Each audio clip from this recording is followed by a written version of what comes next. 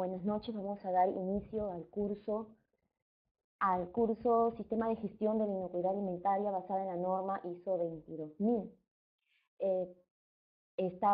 Si hubiera algún problema en el sonido, lo escribe y yo voy a revisar eh, para, para retornar nuevamente el sonido.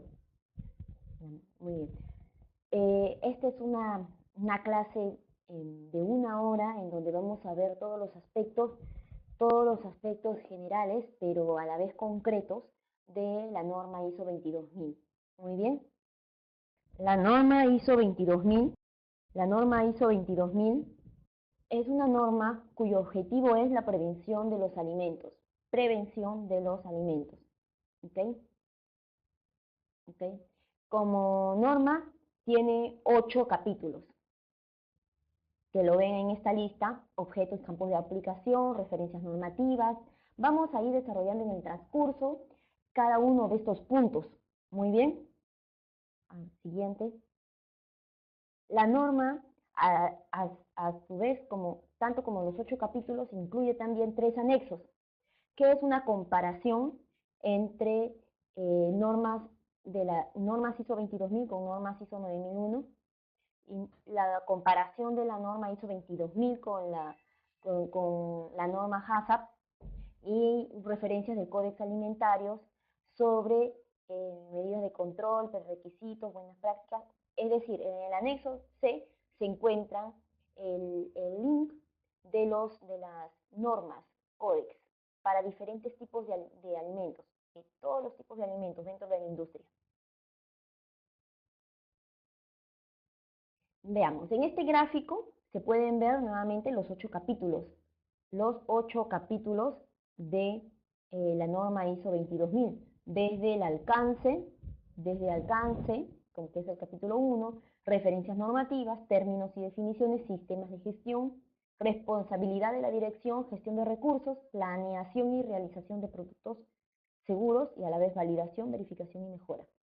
Cuando hacen una auditoría a una empresa, una planta que procesa un alimento, se certifica desde el capítulo 4 hasta el 8. Ténganlo en cuenta. Esta es la carátula de la norma ISO 22000, y como dice acá, es una norma internacional y a la vez especifica los requisitos para cualquier organización en la cadena alimentaria. Requisitos para cualquier organización en la cadena alimentaria sobre el sistema de gestión de inocuidad. A ver, habíamos dicho que el primer capítulo era objetos y campo de acción. Lo que implica este capítulo, lo que implica es a dónde se dirige la norma y cuál es su campo de aplicación. A dónde se dirige la norma es a controlar los peligros. ¿Para qué? Para obtener un producto inocuo. Obviamente, en el momento que lo consumes.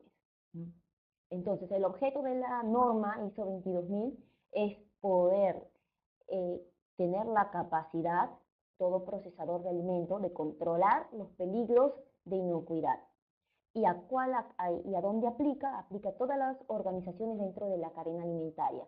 Y cuando se dice dentro de la cadena alimentaria, se refiere desde producción primaria, agricultores, ganaderos, desde productores de piensos hasta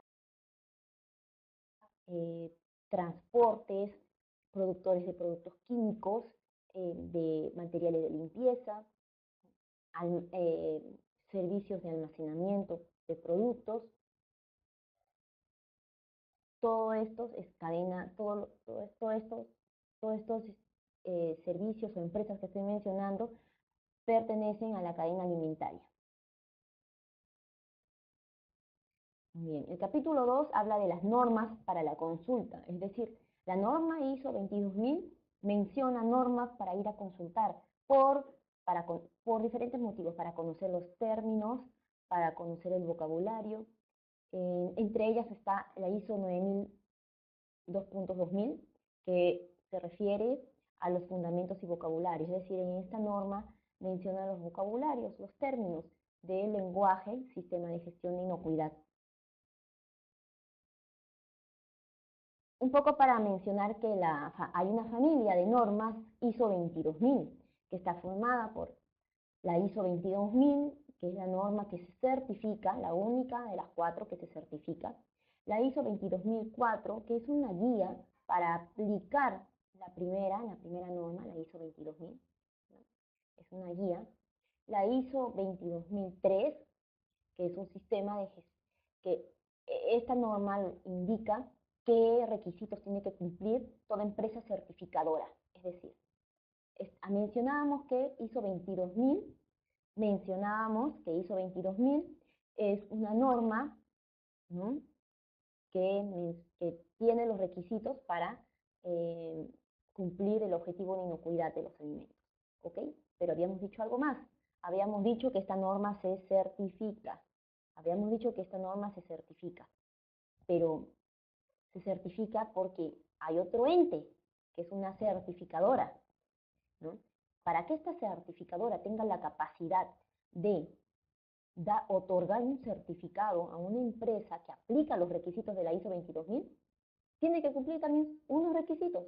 ¿Y cuáles son esos requisitos? Son la ISO 22003, que se llama requisitos para organismos que provean auditoría y certificación de los sistemas de gestión para la seguridad de los alimentos.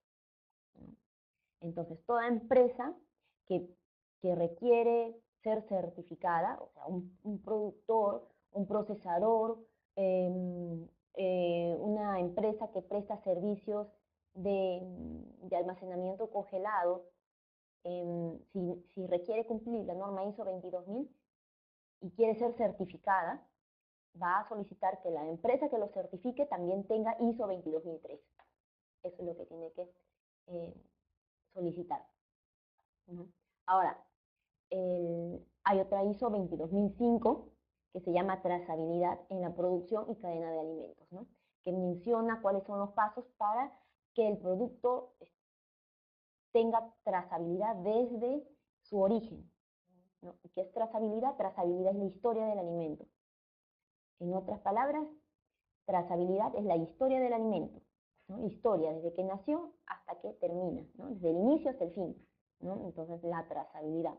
Y se manifiesta o se concreta en códigos, ¿no?, en códigos que mencionan que tienen una información. Muy bien.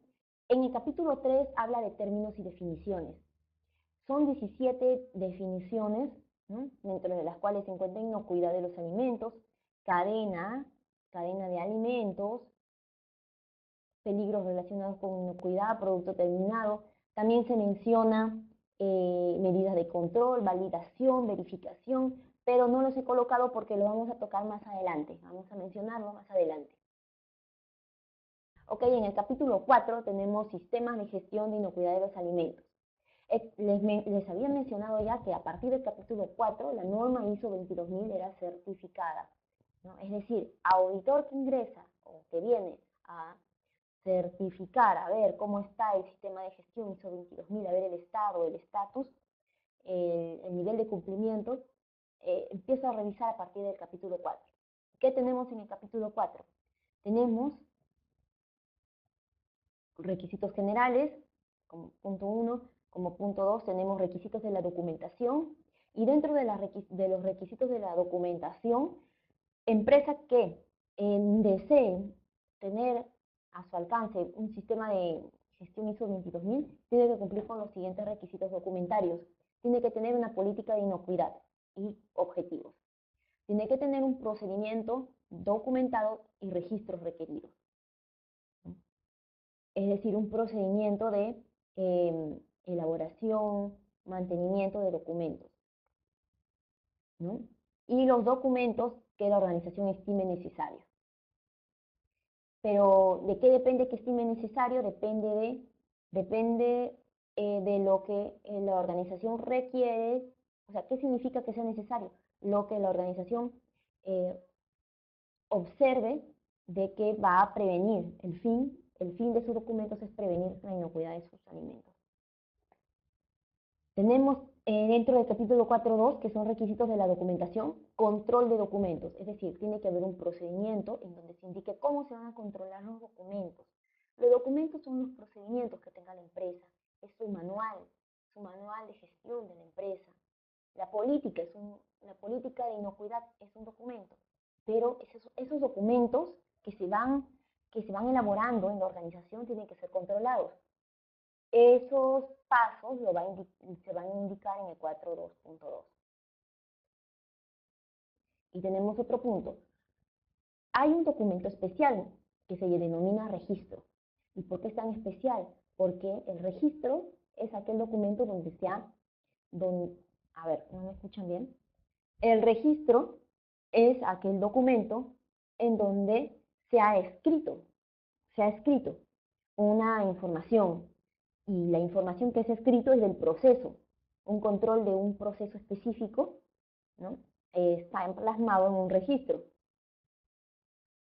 Eso es y para ello todos los documentos que se registran tienen que tener un control. Entonces tiene que haber un procedimiento donde indique cómo se van a controlar los registros. Capítulo 5 tenemos el compromiso de la responsabilidad de la dirección.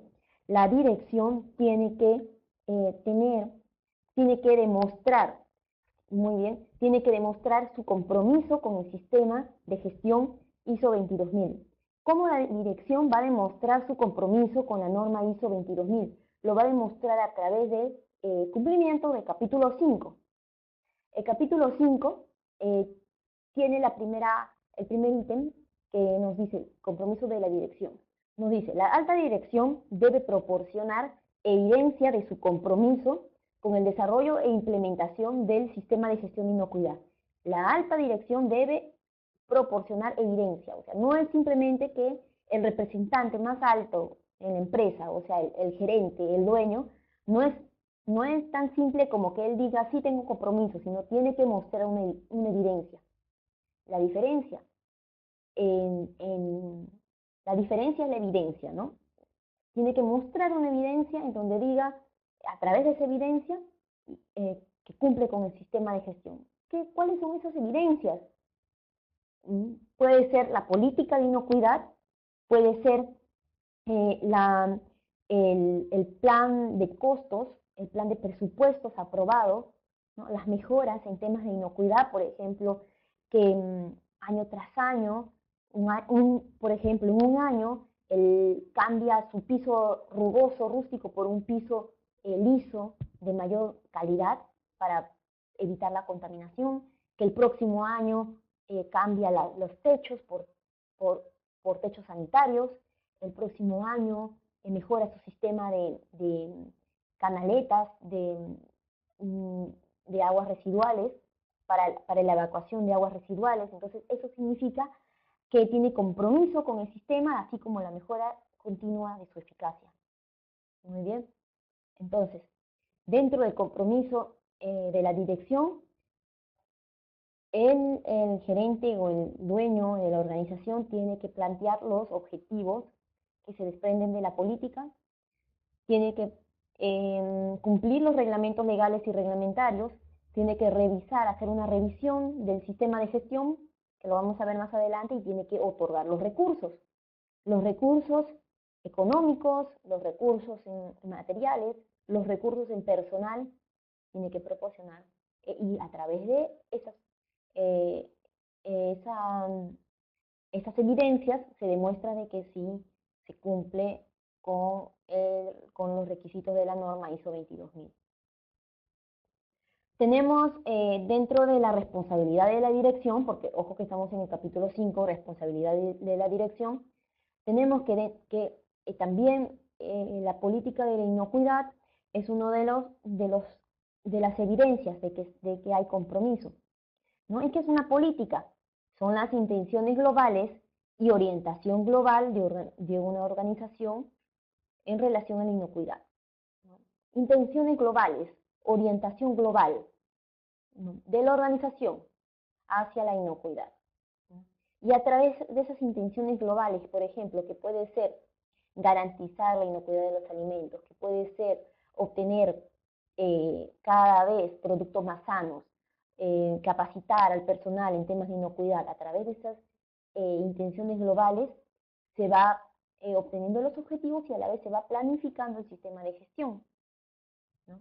Para la planificación del sistema de gestión, uno empieza indicando cuál es su presente y hacia dónde quiere llegar, ¿no? El presente es en el presente se realiza la planificación. ¿Dónde estamos ahora? ¿No? Para obtener al final el producto terminado de esa pregunta, que es a dónde pretendemos llegar, ¿no? Muy bien. En la planificación, plasmándolo a lo que quiero manifestar, es, por ejemplo, si se tiene un objetivo de calidad, incrementar la satisfacción del cliente, es un objetivo, ¿no? ¿Qué procesos están involucrados? Producción, calidad, ¿cuál es la meta? ¿No? Hay que plantear un indicador, por cada indicador hay que diseñar acciones a tomar, presupuestar el costo y mencionar los recursos involucrados, ¿no? Los recursos monetarios, obtener plazos. Esta es una planificación. A través de la planificación se va a obtener, digamos, la foto de dónde voy a empezar, ¿ya? Dentro de la responsabilidad de la dirección, también hay que dejar bien claro cuál es la responsabilidad y autoridad dentro de la organización. ¿Por qué? Porque en un sistema de gestión los procesos son interactivos. No se habla de jefaturas, se mencionan los procesos. Proceso de calidad, proceso de producción, proceso pero claro, haciendo bastantes énfasis al proceso productivo. Dentro de responsabilidad y autoridad tenemos que, eh, tenemos que realizar un documento que en muchas organizaciones se llama Manual de Organizaciones y Funciones, el MOF, en donde se plasma cuál es la función y la responsabilidad de cada integrante, de cada puesto de trabajo, ¿no? Desde el gerente, desde los jefes, desde el supervisor, del operador de tal máquina, del operador de tal función, del supervisor de tal área. Se plasman todas las responsabilidades y se les da a conocer, ¿no? También es un tema de formalidad. Dentro de responsabilidad de la dirección, la alta dirección tiene la responsabilidad de seleccionar un líder, es decir, de dar a la organización un líder del equipo de inocuidad, ¿no?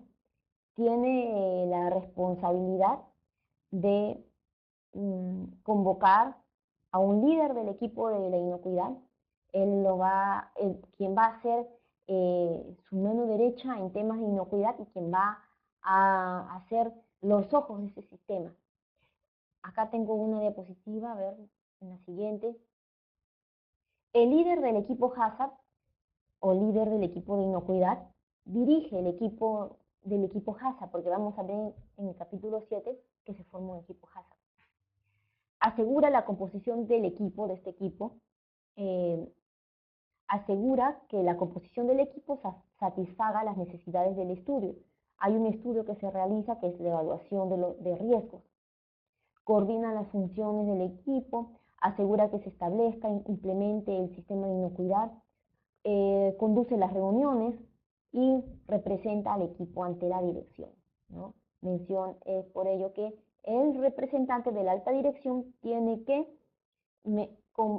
convocar y seleccionar a un líder del equipo, ¿no? Dice, tal señor va a ser el líder de inocuidad, del equipo de inocuidad, y le da las facultades para que pueda realizar estas funciones, realizar las reuniones, mantener, implementar y actualizar el sistema de inocuidad, ¿no?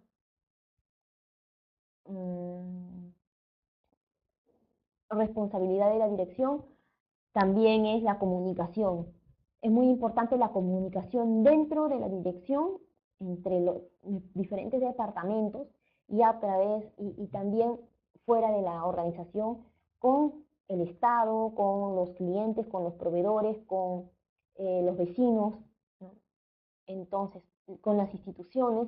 Por ello, es muy importante que el responsable de la dirección dé las facilidades para que haya una comunicación, bien sea, y esto se plasma, bien sea en celulares, radios, correos electrónicos, ¿no? Teléfonos fijos para llamarse y para comunicarse, ¿no?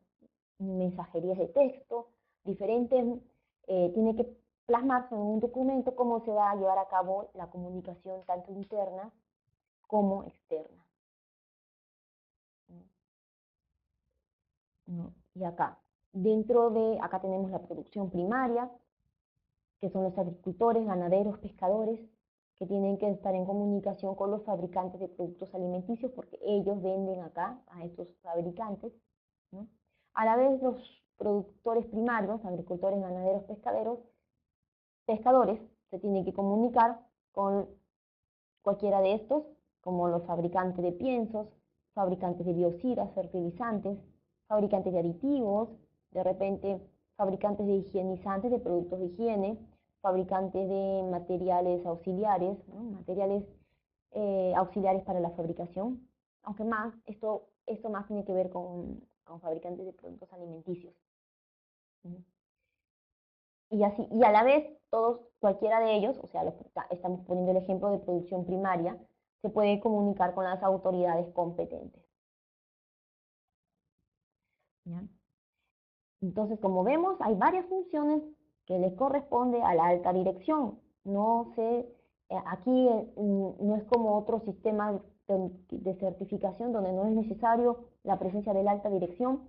En este sistema de gestión, norma ISO 22000, sí se requiere mucho la presencia de la alta dirección porque tiene que mostrar evidencia del cumplimiento de cada uno de estos puntos. Ahora estamos en el 5.7, preparación y respuesta ante emergencia. ¿Qué quiere decir?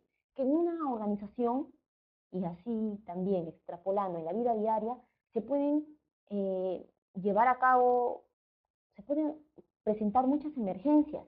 Llámese emergencia un corte de fluido eléctrico, una inundación, un temblor, un sismo eh, de mayor medida, un corte de energía eléctrica, ya lo dije. O sea, pueden haber un incendio, puede haber N emergencias, pero lo que pide ISO 22000 es que la empresa, la organización ya esté preparada para que pueda dar una respuesta ante la emergencia. Entonces, acá tenemos los diferentes ejemplos de emergencias y accidentes. Corte de energía, un bioterrorismo, ¿no? O sea, cuando con alguna intención, una mala intención, contaminan a la empresa con agentes biológicos que matan, ¿no? Sabotaje, ¿no? Cuando hacen el daño eh, justamente con el objetivo de causar pérdidas a la empresa de imagen y pérdidas de imagen y a la vez financieras, sabotaje. Terremoto, accidente de vehículo, inundaciones. Entonces, lo que pide la norma ISO 22000 es que haya un procedimiento en el cual se describa cómo se va a detectar la emergencia y los accidentes, ¿no? En el momento que se está dando, ¿no? Cuáles van a ser los pasos para detectar, ¿no? Ahí va a haber una persona que el procedimiento puede mencionar que hay un responsable para los casos de emergencia, obviamente capacitado ya en cómo abordar estos casos, ¿no? El tratamiento, cuál es el tratamiento que se va a dar a cada una, se menciona cada una de las emergencias. Responsable, cómo se van a describir las actividades, ¿no? Si es caso de un sismo, el responsable dirá que el proceso de producción se detenga y que se dirijan por la puerta principal y salgan hacia los círculos de evacuación, zonas de evacuación seguras, ¿no? Cuáles las medidas de solución y la documentación, porque todo tiene que estar registrado. Muy bien.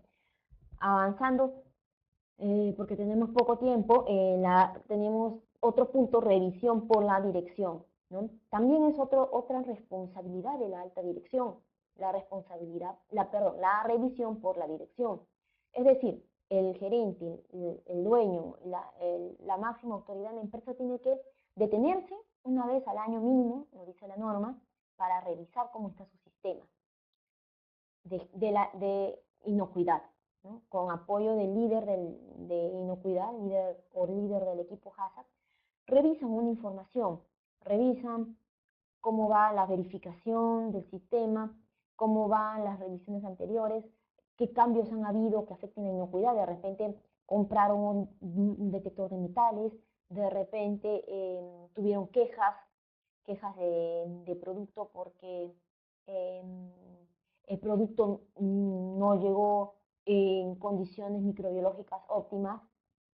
Entonces todo eso lo reúnen, ¿no? Reúnen, ay, perdón,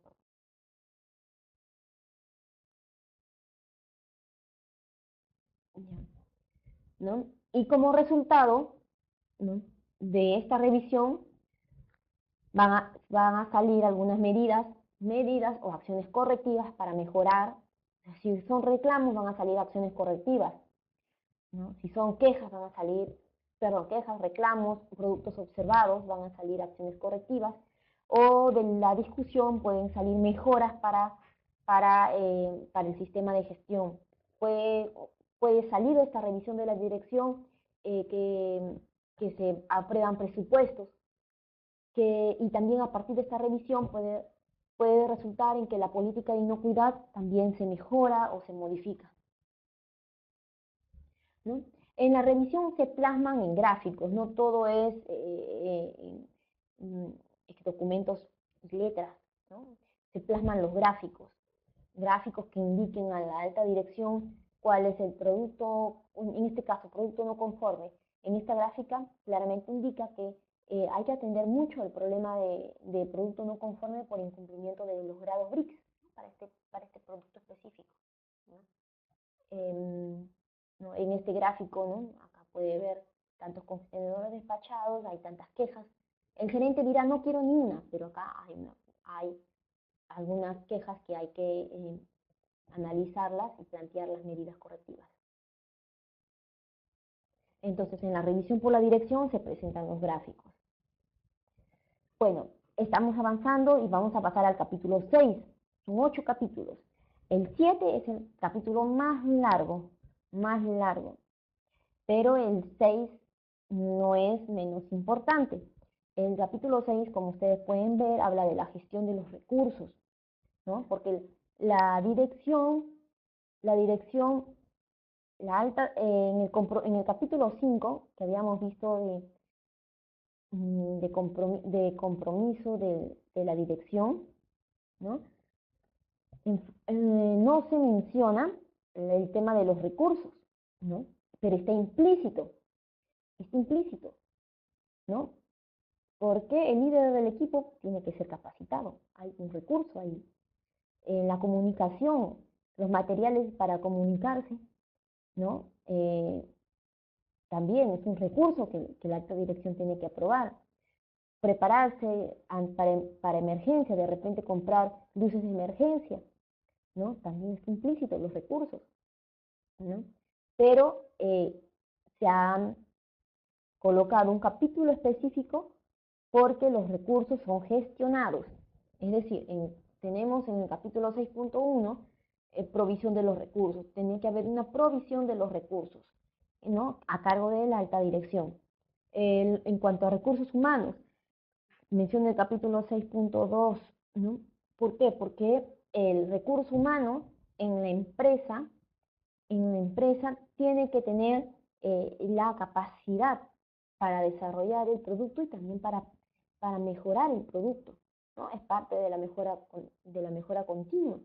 No solamente el producto mejora porque los jefes o los supervisores o el gerente opinan, todo el personal tiene que estar involucrado en el sistema. Por lo tanto, la gestión del recurso humano, ¿no?, tiene que ser fundamental.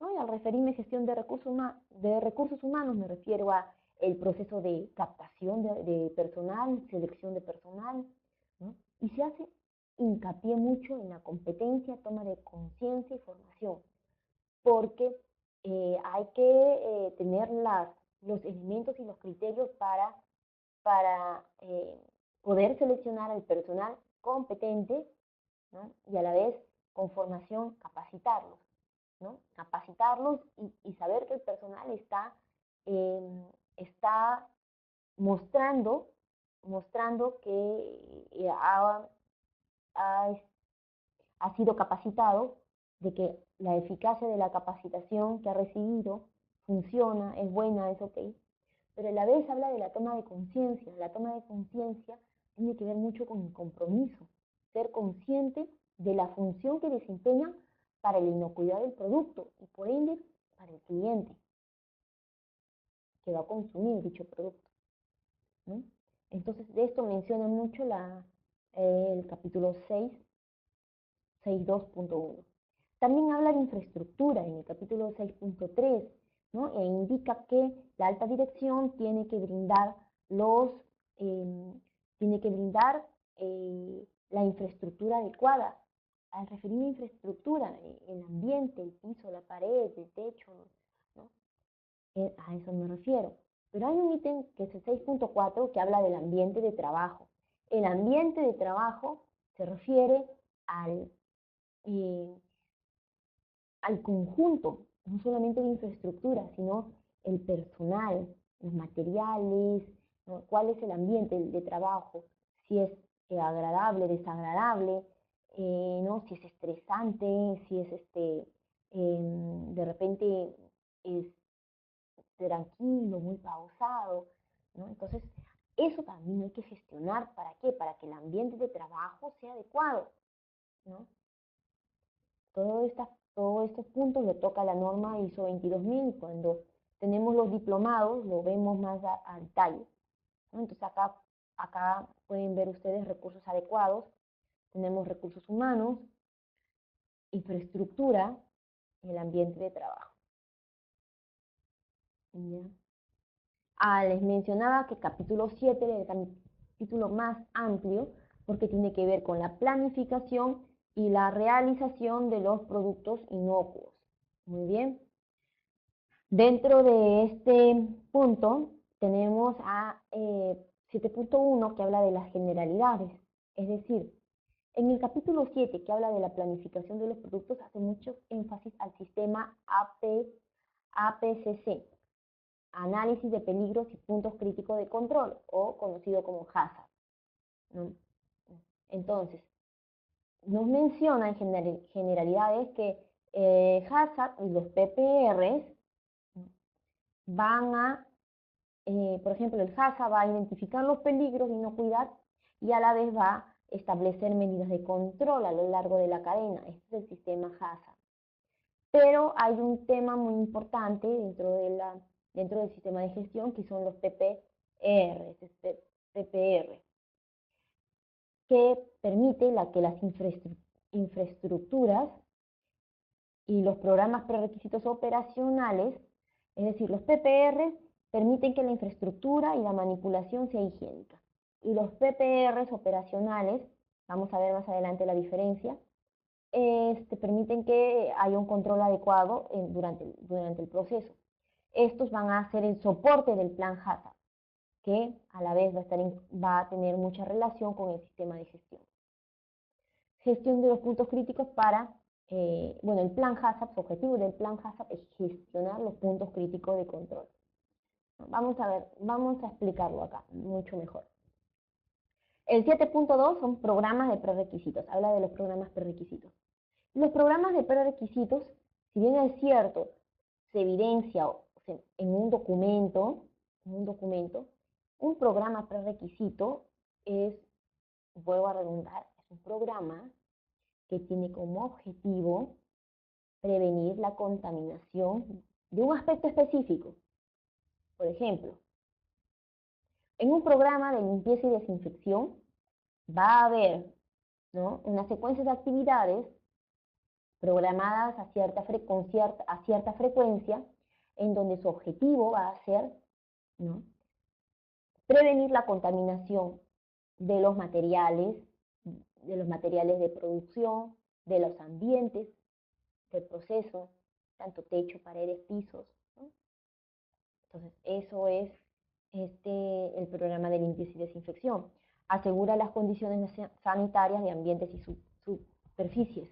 Minimiza los riesgos de contaminación del producto, ¿no?, y se manifiesta a través de los registros que están en este lado, ¿no?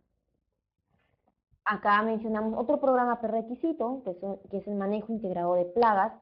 El manejo integrado de plagas también es un programa, es decir, es un conjunto de actividades que van a permitir prevenir la contaminación de, en este caso, plagas, roedores, aves, insectos, ¿no?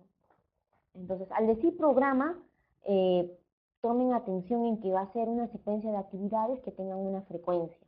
Por ejemplo, en el caso de plagas es de acuerdo a lo que la empresa lo designe, una vez al mes, una vez a la semana, cada 15 días, ¿no? Hay una secuencia de actividades. ¿A qué me refiero con cada 15 días, cada semana? O sea, el monitoreo de los dispositivos de control.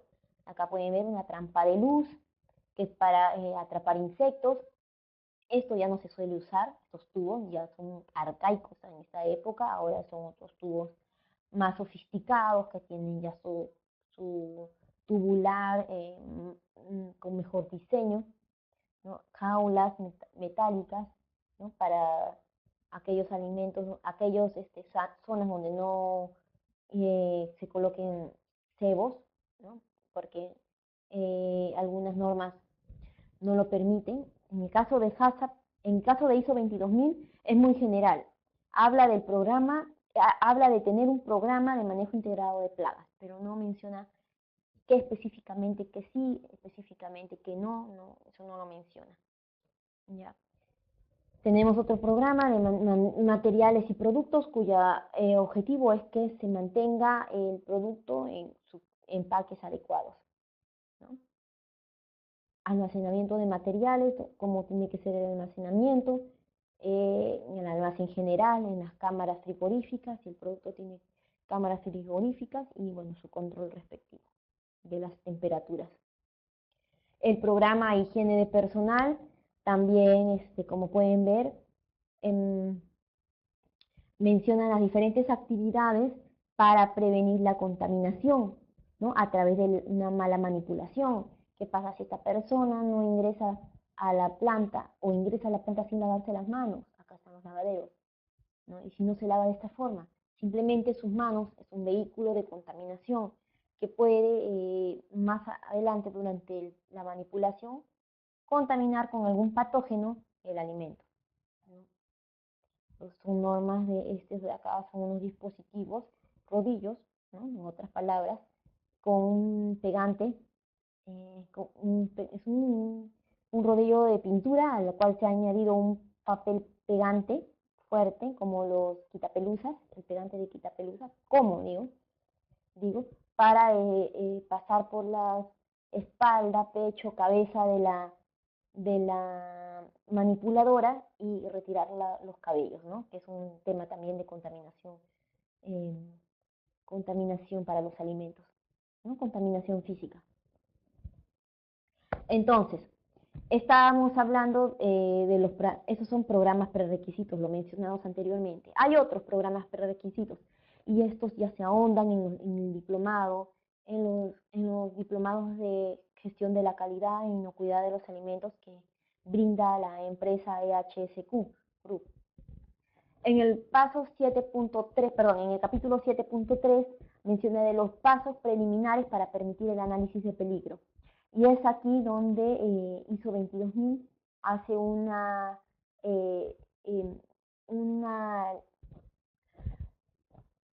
descripción bien detallada de cómo tiene que ser ese análisis de peligro. Primero menciona, entre generalidades, menciona el equipo de inocuidad, O sea, menciona que debe haber un equipo de inocuidad. Ya en la parte de compromiso de la dirección hablaba que tiene que haber un líder del equipo de inocuidad. Acá habla del equipo de inocuidad. Tiene que haber un equipo. Este equipo tiene que ser interdisciplinario, tiene que conocer el proceso. ¿Ya? Estamos acá, tiene que conocer el proceso, tiene que reunirse y tiene que elaborar el plan HACCP. Vamos a ver. El capítulo 7.3.3 habla de las características del producto. El producto tiene que ser claramente descrito en toda su dimensión, es decir, tiene que describirse cuál es la vida útil del producto, a dónde se va, cuál es su mercado, cuáles son cuáles son los requisitos legales en cuanto al etiquetado, el consumo masivo, cuáles son los controles para la distribución, cómo se usa el producto, para qué se usa, para qué se utiliza, el envasado. Acá falta un dato muy importante, que es las características físico-químicas, ¿no?, del producto, las características microbiológicas del producto, ¿no? Qué Brix debe tener, qué pH debe tener, cuál es el tamaño, si estos son trozos de mango, cuál debe ser el tamaño del trozo de mango, ¿no? Todo eso se menciona en la parte de descripción del producto. Ya. En el capítulo 7.3.4, uso previsto, puede a veces este requisito puede colocarse en el 7.3.3, puede colocarse como descripción del producto. Es más, ya acá lo habíamos visto. Esta parte de acá, cómo se usa el producto, se refiere básicamente al uso previsto. A ver, ¿qué es el uso previsto? El uso previsto es la intención con la que se ha elaborado el producto. La intención, ¿para qué? ¿A dónde se va? ¿A dónde se va y para quién? Ese es el uso previsto. Y también advierte sobre cualquier manipulación, a cualquier mala manipulación no intencionada. Por ejemplo, acá estamos hablando en este ejemplo chiquito, estamos hablando de una pulpa de fresa. Esta pulpa de fresa se vende en cilindros de 260 kilos. Es una pulpa de fresa que tiene 60 a 63 de Brix, ¿no?, porque es fresa más azúcar. Y el uso previsto dice: la pulpa de fresa es utilizada como ingrediente en la elaboración de yogures tratados térmicamente. Ese es su único uso. No puede ser llevada al mercado mayorista, no puede ser llevado al mercado, a la tienda de la esquina, a venderse como pulpa, no. El producto fabricado en este ejemplo es solamente utilizado para yogures tratados térmicamente. Ese es su uso previsto. A eso se refiere el uso previsto, ¿no? Asimismo, en el 7.3.5 tenemos el diagrama de flujo, etapas de proceso y medidas de control. A ver, vamos avanzando. ¿A qué se refiere diagrama de flujo? Acá vemos en un ejemplo. Diagrama de flujo es la secuencia de etapas. Secuencia de etapas, es muy importante saberlas, clasificar bien las etapas, porque de cada etapa vamos a hacer después un análisis de los peligros que se pueden incluir en cada etapa, ¿no? Acá ya, por ejemplo, ¿no?, está mencionado, por ejemplo, en recepción de materia prima, ¿no? Es un proceso de mango. Acá, bueno, en este ejemplo de diagrama de flujo se ha escrito cuáles son los materiales en contacto, jabas, guantes, y a la vez cuáles son los peligros asociados, si son biológicos, bueno, acá biológico, químico y físico. Entonces, este es un diagrama de flujo. Luego, en el 7.4 menciona cuál es el análisis de peligro. El análisis de peligro, como les decía anteriormente, va a estar asociado a cada etapa. Por eso es muy importante primero identificar cada etapa y a la vez analizar bien el flujo de proceso que se está elaborando. Bien. En el 7.4.2 tenemos la identificación de los peligros y determinación de los niveles aceptables. Tenemos un análisis de peligros. Es importante indicar que este análisis lo realiza el equipo HACCP, ¿no? Y para ello se requiere que ellos, por eso es que uno de los requisitos del equipo HACCP es que tengan la experiencia apropiada en el proceso. Pueden ser el supervisor, puede ser el obrero que manipule la máquina tal, puede ser el jefe, puede ser el señor de mantenimiento, pero es muy importante que conozcan de qué se trata el proceso, ¿ya? Para que puedan para que puedan discutirlo. La evaluación de los peligros. ¿Cómo se realiza? La evaluación de los peligros se realiza en base a dos criterios: la probabilidad y la severidad. La evaluación cualitativa y cuantitativa de la presencia de peligros y la supervivencia o proliferación de los microorganismos. La producción o persistencia de toxinas, agentes químicos o físicos. Muy bien. Acá les voy a mostrar en esta diapositiva que para realizar un análisis de peligro se debe identificar primero los peligros físicos, químicos y biológicos. Bueno, es muy sencillo, todo material físico es un peligro físico. Digamos, los desinfectantes, ¿no? Son peligros químicos, y bueno, entre otros, ¿no? La grasa sanitaria es un peligro químico.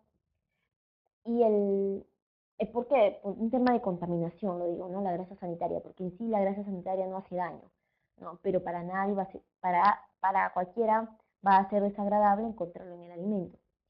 Otro ejemplo de peligro químico es los desinfectantes, ya les dije que se usan. Productos químicos peligrosos, ¿no? Peligros biológicos, tenemos a los patógenos, ¿ya? Bien. Entonces, el equipo HACCP se reúne y analiza los materiales que se incorporan en cada etapa. Si estamos en la etapa de selección, hay que analizar los materiales incorporados en esa etapa. ¿Qué materiales se incorporan en una etapa de selección? Por ejemplo, podemos decir las manos del manipulador, porque tiene que ser una selección. ¿En dónde lo realizan? En una faja sanitaria, la faja. De repente si se coloca una java, la java, todo eso se evalúa. Si encima, en la parte superior del techo hay unas luces, unos focos, también se coloca, ¿no? Se analiza esos materiales, o sea, se menciona, puede provocar una contaminación al producto que está pasando por este lado, en este punto específico. Eso es lo que evalúan en un análisis de peligro, ¿no? Observan las prácticas reales de operación para ver si lo están haciendo bien o hay que mejorar, y evalúan el riesgo. El riesgo se evalúa con probabilidad y severidad, y acá hay un cuadro de doble entrada. Probabilidad y severidad. La probabilidad puede ser frecuente, probable, puede ocurrir, o puede ser remota, o sea, imposible, por no decir, ¿no? Entonces, la probabilidad lo vamos a sacar del proceso. Las personas que conocen el proceso van a ver, tal peligro, es muy probable que se dé porque, mira, no tengo los cuidados, no tengo los materiales, no tengo la infraestructura. O en otro caso, es muy remoto que se dé la probabilidad de ese peligro porque tengo todos los cuidados, el personal está capacitado, el proceso de operación es muy, muy simple.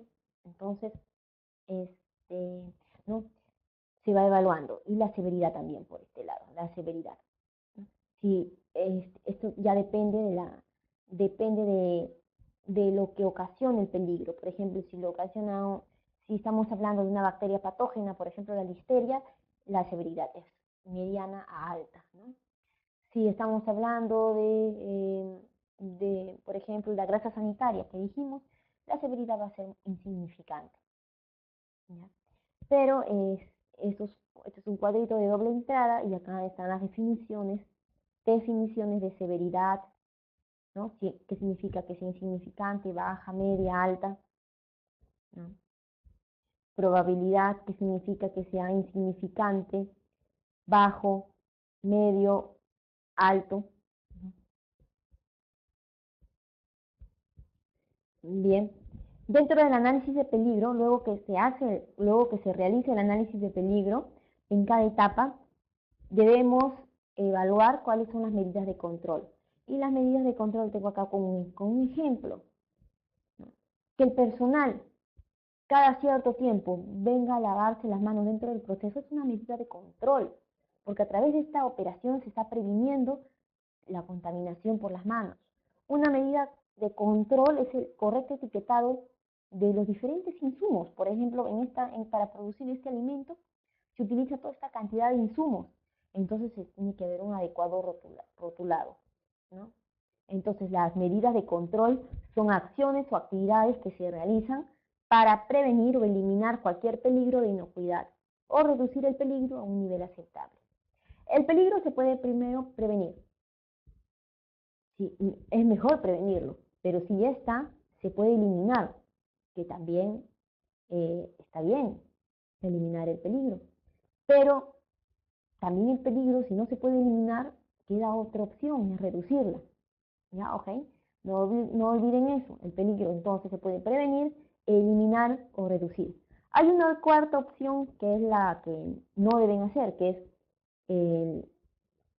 tolerar, ¿no? Tolerar el peligro. Eso no cuenta acá en ISO 22000. Entonces nos quedamos con las tres primeras. ¿Ya? El 7.5 habla del establecimiento de los programas para requisitos operativos.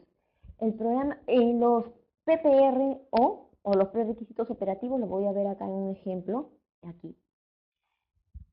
Habíamos hablado de los PPR o los programas prerequisitos, que eran un conjunto de actividades para prevenir la contaminación de un aspecto específico. Por ejemplo, acá un programa prerequisito es el mantenimiento de los equipos. El mantenimiento de los equipos. Es decir, tener un programa en donde mencione con qué frecuencia se va a realizar el mantenimiento de tal equipo, ¿no?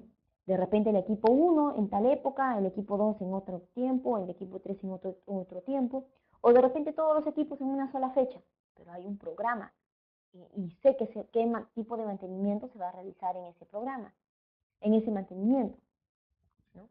Pero, por ejemplo, un programa prerequisito operativo sale de un análisis de peligro, se desprende del análisis de peligro, se encuentra dentro del flujo, pertenece al flujo de proceso, ¿no? Por ejemplo, uno cuando hizo la evaluación en un proceso de fresa congelada, se hizo la evaluación del peligro metales y concluyó el equipo de inocuidad que era importante colocar magnetos en la línea de proceso, magnetos para atraer el material ferroso que puede venir en la fresa, porque viene del campo. Entonces se realizó la instalación de magnetos en ciertos puntos de la línea de proceso, pero a la vez también se creó una medida de control que es evaluar cada hora o cada 2 horas si ha habido si el magneto ha atrapado, ¿no? Si el magneto ha podido atraer algún tipo de material ferroso. Ese es un programa requisito operativo, ¿no? La revisión cada 2 horas de los magnetos es un programa requisito operativo, ¿no? Acá tenemos instalación de magnetos de la línea de programas para capturar elementos de fierro que puedan contaminar el producto.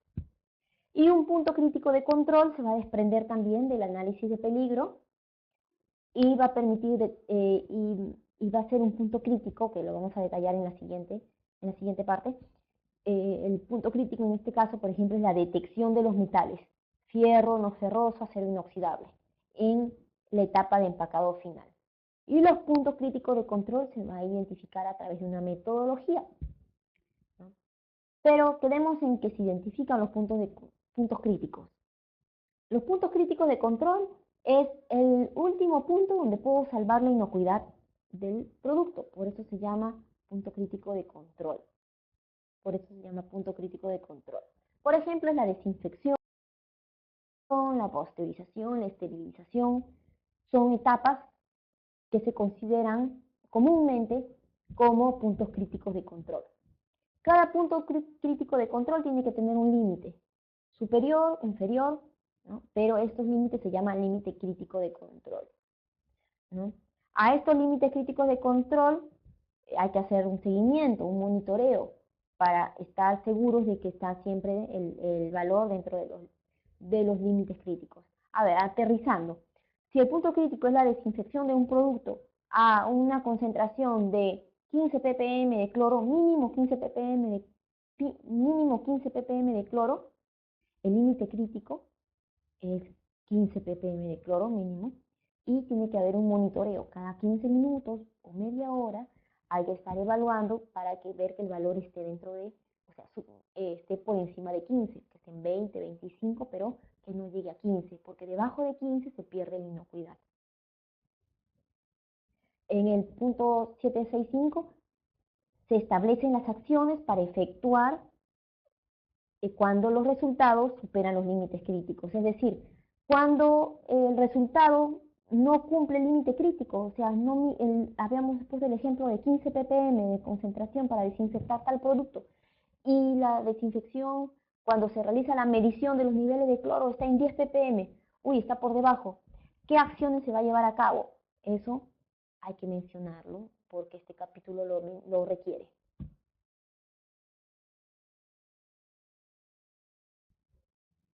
A ver, entonces, este es un ejemplo del monitoreo, del seguimiento. Este es el peligro: contaminación con bacterias patógenas, Salmonella, E. coli. El límite crítico es la temperatura de envasado mínimo 55 grados, ¿no?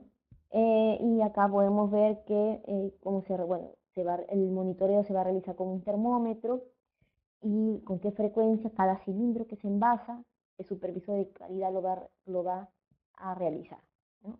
Y la acción correctiva. En caso no llegue a la temperatura, ¿qué acciones llevar a cabo? ¿No? Actualización de la información preliminar y de los documentos que especifican los PPR. Toda la información que permite hacer la evaluación de los peligros hay que dejar constancia. Todos los documentos, investigaciones, información, leyes, normas, hay que tener un archivo de toda la información que se utilizaba para elaborar los PPR, los programas prerequisitos y el hazard. Bien, el 7.9 menciona la trazabilidad. Ya les había dicho que era la historia de los alimentos, pero una definición más amplia son los procedimientos establecidos que permiten conocer la historia, ubicación y trayectoria de un lote de producción, desde el campo hasta el despacho. Toda la trazabilidad va a estar en forma concreta en un código que va a significar, ese código va a tener toda la información de qué agricultor o qué productor primario es, dónde se procesó, qué fecha, qué turno, quiénes lo trabajaron, ¿no? Cuándo lo envasaron, ¿no? ¿Quién puede deducir esa información? El fabricante, ¿no? El fabricante. Bien, en el 7.10 tenemos el ítem de control de productos no conformes o control de no conformidades. Las no conformidades pueden ocurrir, ¿no? Cuando no cumplen los límites críticos de control, es un producto no conforme. Estos productos no conformes se consideran potencialmente no inocuos, ¿no? Entonces, ¿cómo se controla? Para ello, la norma ISO 22000 hace una diferencia entre correcciones y acciones correctivas. La diferencia es simple. Tenemos un problema. El problema tiene una solución inmediata. Esa es una corrección. Pero si uno analiza el origen del problema, lo que se va a plantear al final es una acción correctiva. Es decir, la acción correctiva corrige desde el origen del problema. Es decir, la causa de la no conformidad. Y la corrección simplemente corrige la no conformidad. Ejemplo, en una desinfección, un personal no capacitado estaba realizando la evaluación del punto crítico de control, de medición de la temperatura, y cuyo límite crítico era 90 grados, ¿no? Él estuvo haciendo la evaluación y le salió 85 grados y con 85 grados dio pase para el pasteurizado, pero él no estaba capacitado. El límite crítico era 90. ¿No? Entonces, alguien se da cuenta y lo corrige. Todo el producto que fue producido con temperatura menor a 90 se descartó, ¿no? Se descartó, o sea, se está corrigiendo. Y nuevamente se vuelve a hacer el nuevo producto si se trabaja con 90 grados. Esa es una corrección. Pero una acción correctiva va más allá, va al origen del problema y pregunta, ¿pero por qué el señor que estaba haciendo el monitoreo, por qué dejó pasar un producto a temperatura de 85 cuando debió ser 90? Entonces uno responde falta de capacitación, falta de compromiso, mala selección de personal, ataca diferentes puntos y por lo tanto las acciones correctivas se vienen dando. Es decir, la acción correctiva, como les digo, ataca la causa de la no conformidad. Entonces, el 710.3 habla de la manipulación de productos potencialmente no inocuos y hay que tener un procedimiento para detectar un producto potencialmente no inocuo, luego para tratarlo y luego para darle un destino. Normalmente esto se realiza dentro de la organización.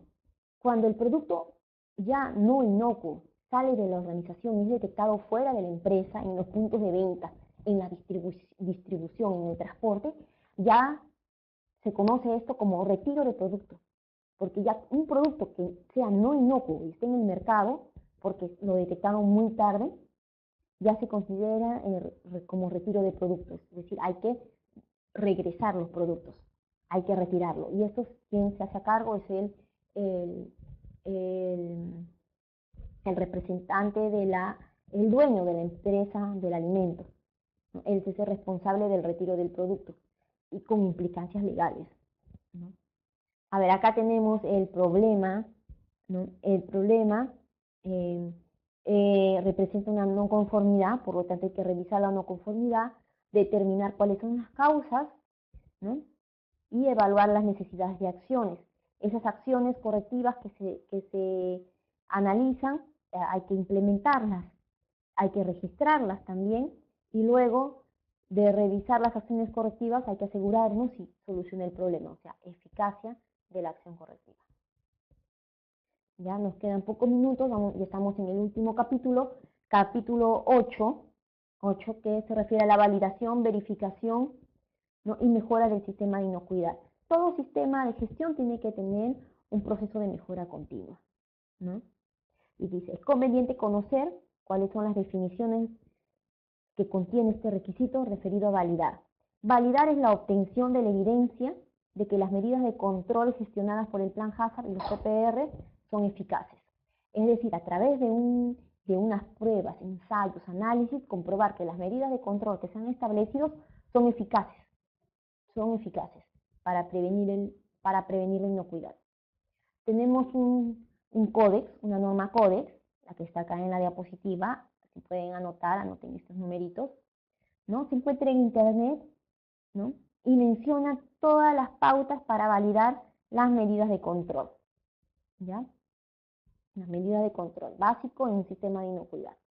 Control de seguimiento y medición, control de seguimiento y medición.